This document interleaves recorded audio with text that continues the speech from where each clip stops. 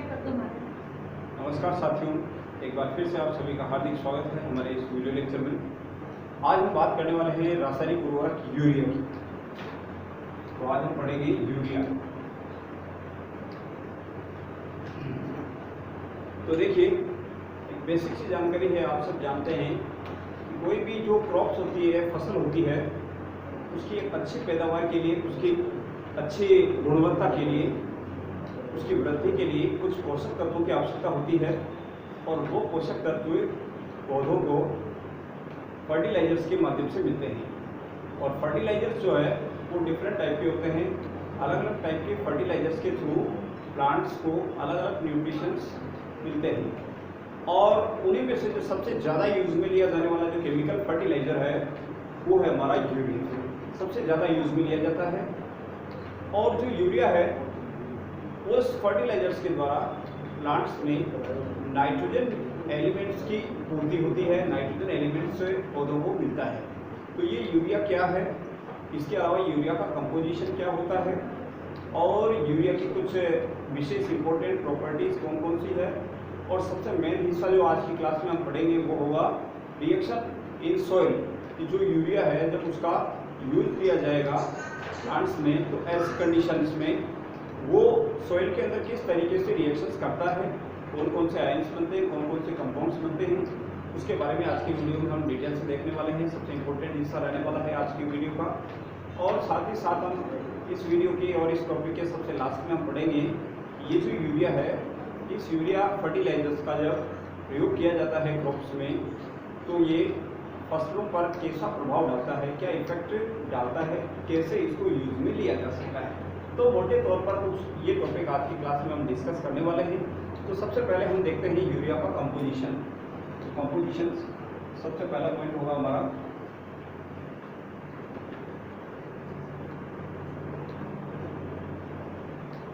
Composition. तो देखिए, composition के अंदर सबसे पहले अगर हम देखें तो ह्यूमिडिटी की बात करें, ह्यूमिडिटी परसेंटेज अगर हम देखें तो इसमें होता है ऑलमोस्ट 1.0%, और ये भी मैक्सिमम हो सकता है। और इसी के साथ ही इसकी जैसे दूसरा जो कंपोजिशन को अगर हम देखें, total percentage quantity of nitrogen,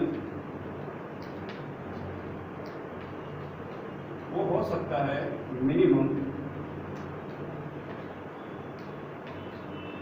वो होना चाहिए इसमें 46% होता है।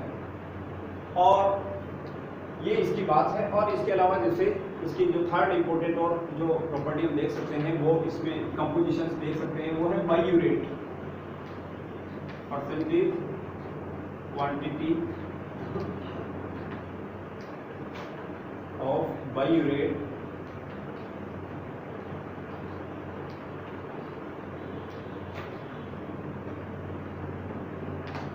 बायूरेट कंपाउंड हो सकता है वो मैक्सिमम होना चाहिए, मैक्सिमम हो सकता है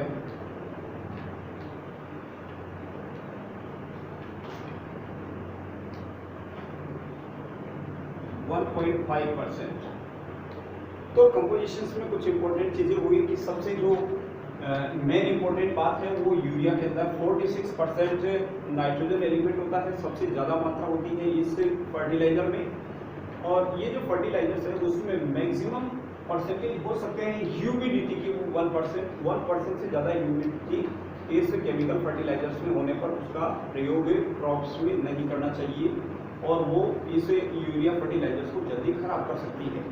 और साथ ही साथ एक थर्ड जो कंपोजिशन पार्ट है वो है हमारा बायूरेट कंपाउंड। इसके बारे में हम सेपरेटली भी इसी वीडियो के अंदर हम आगे देखने वाले हैं कि ये बायूरेट कंपाउंड होता क्या है, इसकी क्या जो विशेषताएं होती हैं, कैसे ये बनता है, उसके बारे में हम इसी वीडियो में आगे डिस्कस भी करेंगे। लेकिन ध्यान रखिए कि जो यूरिया उर्वरक है, यूरिया फर्टिलाइजर्स है, उसमें बायूरेट कंपाउंड की थोड़ी बहुत मात्रा प्रेजेंट जरूर होती है, लेकिन उसकी मैक्सिमम अमाउंट 1.5% टोटल फर्टिलाइजर, इससे ज़्यादा नहीं होनी चाहिए। यदि किसी कंपाउंड में, किसी फर्टिलाइजर्स में बायूरेट की अमाउंट 1.5% से अगर ज़्यादा है तो ऐसी कंडीशन में उस फर्टिलाइजर्स का प्रयोग क्रॉप्स में नहीं करना चाहिए, वो फसलों के लिए बहुत ज़्यादा पॉइजनस नेचर का होता है, ये ध्यान रखिए। तो ये कुछ इंपॉर्टेंट उसके कंपोजिशंस के हिस्से हुए। कंपोजिशंस के बाद अगला जो पार्ट हम लेने जा रहे हैं वो है प्रॉपर्टीज।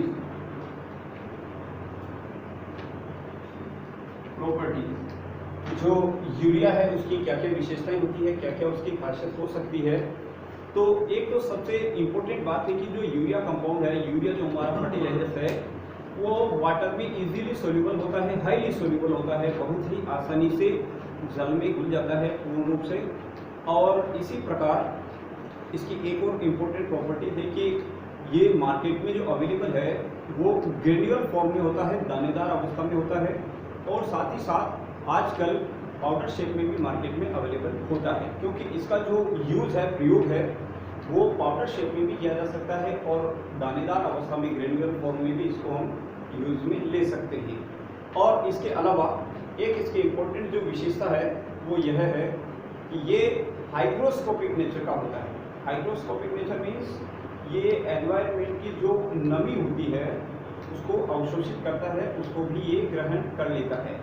तो हाइग्रोस्कोपिक नेचर का होने की वजह से यूरिया का जो स्टोरेज किया जाता है, यूरिया को जो रखा जाता है, इसका भंडारण किया जाता है, वो एक तो ठंडे स्थानों पर और ऐसे स्थानों पर करना चाहिए जहाँ पर नमी ना हो या बहुत कम हो।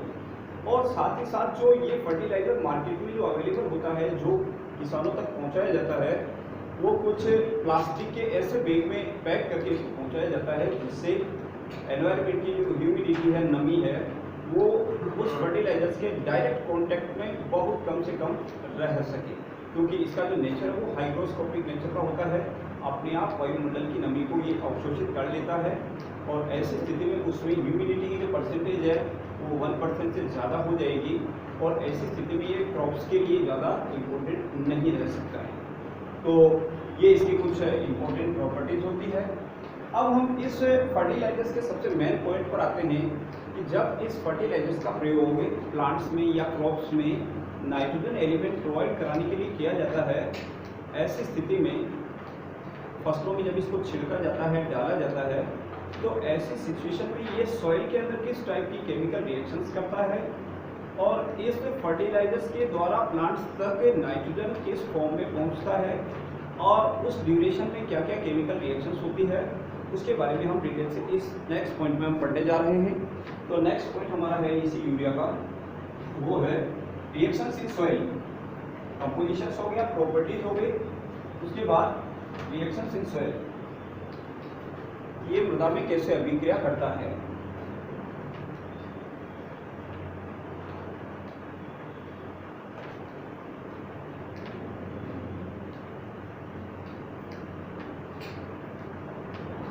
ये मृदा में कैसे अभिक्रिया करता है, तो ध्यान रखिएगा सबसे पहली बात, यूरिया का जो केमिकल फॉर्मूला है वो आप जानते होंगे, NH2CO NH2 होता है, इसको हम बोलते हैं यूरिया।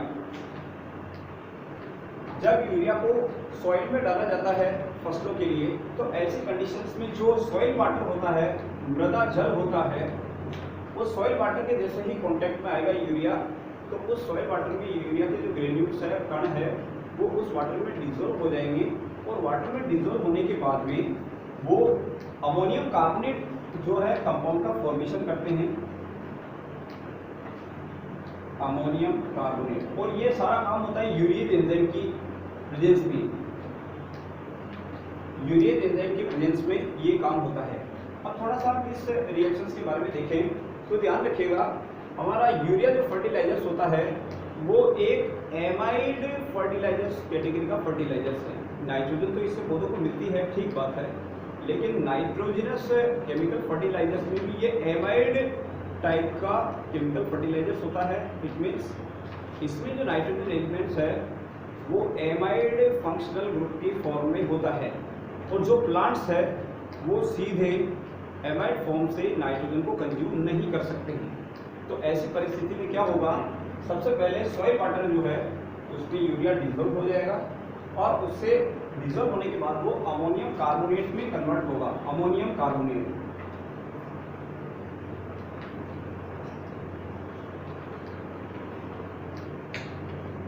अमोनियम कार्बोनेट में जब ये कन्वर्ट हो जाएगा तो उसके बाद अमोनियम कार्बोनेट जो है इजीली अमोनियम आयन और कार्बोनेट आयन में अपघटित हो सकता है।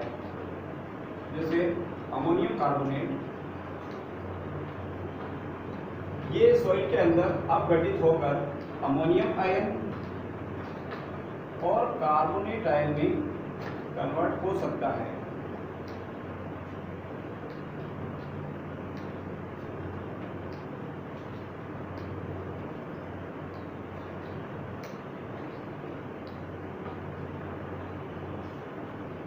अमोनियम आयन और कार्बोनेट आयन में अपघटित होगा। यहाँ ध्यान देने वाली बात यह है NH4+ जो आयन है अमोनियम आयन, इस आयन को गेहूं जैसी फसलें होती है वो सीधा कंज्यूम कर सकती है। अमोनियम आयन से नाइट्रोजन एलिमेंट को वो प्राप्त कर लेती है गेहूं जैसी फसलें। लेकिन अधिकांश जो क्रॉप्स है वो नाइट्रोजन को नाइट्रेट आयन की फॉर्म में कंज्यूम करती है, अमोनियम आयन की फॉर्म में कंज्यूम नहीं कर सकती मैक्सिमम क्रॉप्स। और कुछ क्रॉप्स होती है जो अमोनियम आयन को सीधा ही कंज्यूम कर लेती है। अब यहाँ पर बात है कि जो क्रॉप्स अमोनियम आयन को डायरेक्ट कंज्यूम कर सकती है वो यहीं से इस फॉर्म में कंज्यूम कर लेती है, लेकिन जो मेजॉरिटी ऑफ क्रॉप्स है, ज़्यादातर जो फसलें हैं वो इसको अमोनियम आयन में नहीं कंज्यूम कर पाएगी। ऐसी कंडीशंस में ये अमोनियम आयन नाइट्रेट आयन के फॉर्म में कन्वर्ट होता है। लेकिन अमोनियम आयन से नाइट्रेट आयन में कन्वर्ट होने का जो रास्ता है, जो प्रोसेस है, वो सॉइल में प्रेजेंट जो माइक्रोब्स होते हैं, छोटे छोटे जो सूक्ष्म जीव होते हैं, नाइट्रोसोमोनास है, नाइट्रोबैक्टर है, उनकी प्रेजेंस में और उनकी हेल्प से ही कन्वर्ट होते हैं। क्योंकि नाइट्रोसोमोनास और नाइट्रोबैक्टर जो बैक्टीरिया होते हैं वो ऑक्सीडाइज करने का काम करते हैं अमोनियम आयन को, और उससे नाइट्राइट आयन और नाइट्रेट आयन में उसको ऑक्सीडाइज करते हैं। उस प्रोसेस को अब अपन देखते हैं, मेन पार्ट होगा हमारा। तो जैसे ये अमोनियम आयन है, तो अमोनियम आयन एनवायरमेंटल ऑक्सीजन के कांटेक्ट में जैसे ही आएगा तो नाइट्रोसोमोनास जो बैक्टीरिया है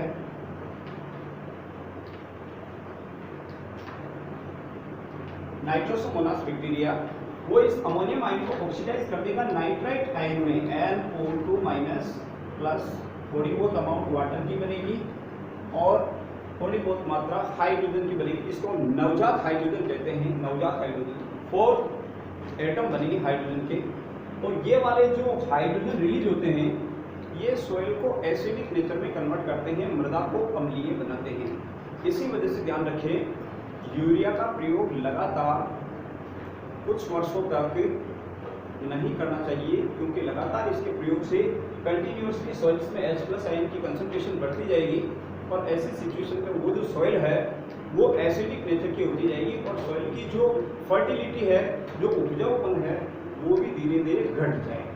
तो यूरिया का प्रयोग कंटिन्यूसली ज़्यादा सालों के लिए नहीं करना चाहिए। तो अमोनियम आयन ऑक्सीडाइज होकर पहले नाइट्राइट आयन में कन्वर्ट होगा, ध्यान रखिएगा नाइट्राइट आयन में, और नाइट्राइट आयन और ज़्यादा नाइट्रोबैक्टर के द्वारा NO2- प्लस O2 और ये कन्वर्ट हो जाएगा नाइट्रेट में NO3- में, और ये काम होगा नाइट्रोबैक्टर।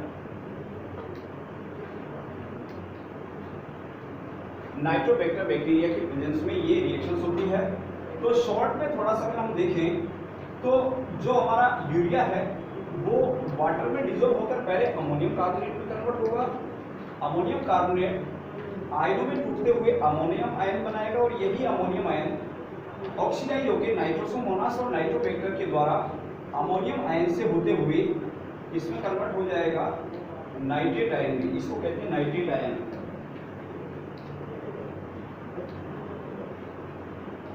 और ये नाइट्रेट आयन की फॉर्म में मैक्सिमम जो फसलें होती है, क्रॉप्स होती है, प्लांट्स इनको नाइट्रेट आयन को सीधा कंज्यूम कर लेते हैं, ग्रहण कर लेते हैं, और इसी आयन के द्वारा वो अपने नाइट्रोजन एलिमेंट की पूर्ति करते हैं। और ऐसे करके सॉइल के अंदर ये सारी रिएक्शंस होती है यूरिया फर्टिलाइजर्स की, ठीक है। तो ये यूरिया की सॉइल के अंदर क्या क्या रिएक्शंस है उसके बारे में हमने देखा है।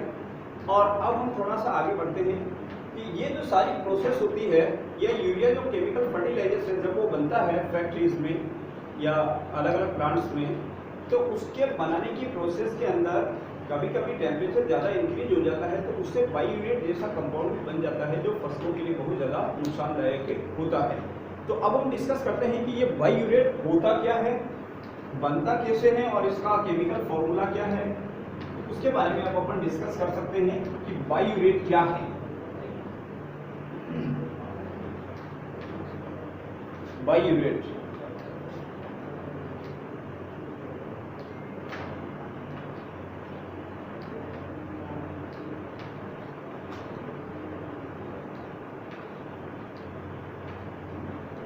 बाईयूरेट तो देखिए, बाईयूरेट यूरिया से बनने वाला एक केमिकल कंपाउंड होता है और इसका फॉर्मेशन कैसे होता है, रिएक्शंस के माध्यम से समझते हैं। मान लेते हैं यूरिया के दो मॉलिक्यूल्स है, NH2CO NH2, एक मॉलिक्यूल यूरिया का ये हुआ, ये भी यूरिया है, और इसी के साथ यूरिया का एक और मॉलिक्यूल इसके कांटेक्ट में आता है, ये भी यूरिया है। दो मॉलिक्यूल्स एक दूसरे के कांटेक्ट में है और इसी के प्रोसेस में अगर टेम्परेचर बढ़ गया, तापमान ज़्यादा हो गया बनने के प्रोसेस में, यूरिया के फॉर्मेशन के प्रोसेस में टेम्परेचर अगर इंक्रीज हो गया तो ऐसी कंडीशन में यूरिया के दो मॉलिक्यूल्स आपस में ऐड हो जाएंगे और जुड़ते हुए अमोनिया को बाहर निकाल देंगे। कहने का मतलब जो हमारा मेन कंपाउंड बनेगा वो बनेगा NH2CO NH2 plus ammonia gas release होगी, ये गैस है अमोनिया।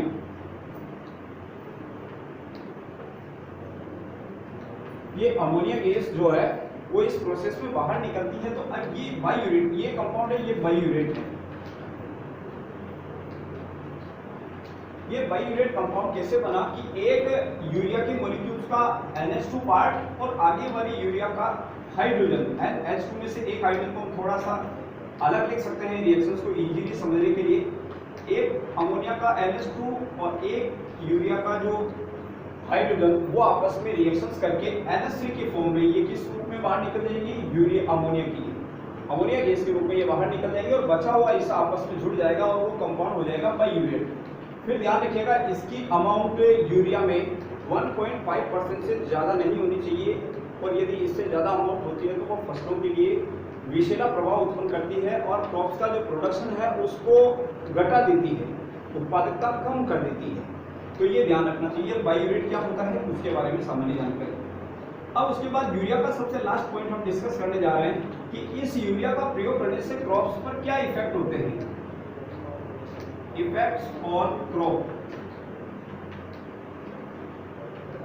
फसलों के ऊपर इसके क्या क्या इफेक्ट होते हैं। तो ध्यान रखिएगा, सबसे इंपॉर्टेंट बात है कि यूरिया फर्टिलाइजर्स के द्वारा क्रॉप्स में नाइट्रोजन एलिमेंट की पूर्ति होती है, नाइट्रोजन एलिमेंट पहुंचाया जाता है। तो हम जानते हैं कि जो करीब लगभग सभी जो फसलें होती है उन सभी फसलों के अंदर नाइट्रोजन एलिमेंट बहुत ज़्यादा नेसेसरी होता है उनकी ग्रोथ के लिए। तो हम यूँ कह सकते हैं कि ये जो केमिकल फर्टिलाइजर्स है यूरिया, इसका प्रयोग ऑलमोस्ट सभी क्रॉप्स के लिए बहुत इंपॉर्टेंट और बहुत ही फायदेमंद होता है, बहुत ज़्यादा लाभदायक होता है। तो सबसे पहला जो इसका इफेक्ट है कि ये ऑलमोस्ट सभी क्रॉप्स के लिए यूज में लिया जा सकता है, यूजफुल होता है। और इसके अलावा इसकी एक और इम्पोर्टेंट बात है कि ये जो यूरिया फर्टिलाइजर्स है इसका जो यूज है वो किया जा सकता है, एक तो खड़ी फसलों में भी छिड़क कर किया जा सकता है। ऐसी कोई बाध्यता नहीं है कि अगर कोई क्रॉप से उग चुकी है और काफ़ी बड़ी हो गई उसके बाद भी हम उसको यूरिया नहीं दे सकते, ऐसी बाध्यता इसमें नहीं है। क्योंकि कुछ ऐसे केमिकल फर्टिलाइजर्स होते हैं जिनका जो यूज़ है वो हमेशा क्रॉप्स को बोने से पहले ही करना पड़ता है, मिट्टी के साथ में बीजों को डालते समय। लेकिन यहाँ जो यूरिया है उसका प्रोसेस बीजों के साथ मिक्स करके भी हम डाल सकते हैं, दे सकते हैं। और साथ ही साथ अगर जो खड़ी फसल होती है उसमें भी दानेदार जो यूरिया है उसका प्रयोग छिड़काव विधि के माध्यम से किया जा सकता है, वो भी वेरी यूजफुल होता है। और इसी प्रकार से जैसे जो यूरिया है वो इजीली वाटर सोल्यूबल होता है और इसी वजह से यूरिया का जो यूज है आमतौर पर ऐसी कंडीशन पर ही किया जाता है जब जो सॉइल है, मृदा है, उसमें ह्यूमिडिटी हो, नमी, ऐसी कंडीशन पर ही इसका यूज किया जाता है। तो मोटे तौर पर ये हमारा यूरिया केमिकल फर्टिलाइजर्स है, उसके बारे में आज हमने डिस्कस किया है। यूरिया फर्टिलाइजर्स से उसकी क्या क्या कंपोजिशंस है, क्या क्या प्रॉपर्टीज़ है, और सबसे मेन पार्ट था कि ये सॉइल्स के अंदर कैसे रिएक्शंस करता है, अमोनियम आयन नाइट्रेट आयन में कैसे कन्वर्ट होता है, कौन कौन से बैक्टीरिया की हेल्प से ये कन्वर्ट होता है, उसके बारे में आज हमने डिस्कस किया है। और उसके बाद अगला इंपॉर्टेंट पॉइंट था कि बायूरेट क्या होता है, बायूरेट कैसे बनता है, बायूरेट की मैक्सिमम अमाउंट कितनी हो सकती है, कितनी होनी चाहिए, या किस अमाउंट से ज़्यादा नहीं होनी चाहिए, और यूरिया का प्रोसेस जो है वो क्या है, उसके क्या क्या इफ़ेक्ट्स होते हैं क्रॉप्स पर, तो उसके बारे में आज हमने डिटेल से डिस्कस किया है। तो उम्मीद करता हूँ आज का वीडियो आप सभी को ज़रूर समझ में आया होगा, आपको इससे ज़रूर लाभ मिला होगा। तो आज की क्लास में बस इतना ही। धन्यवाद, थैंक यू।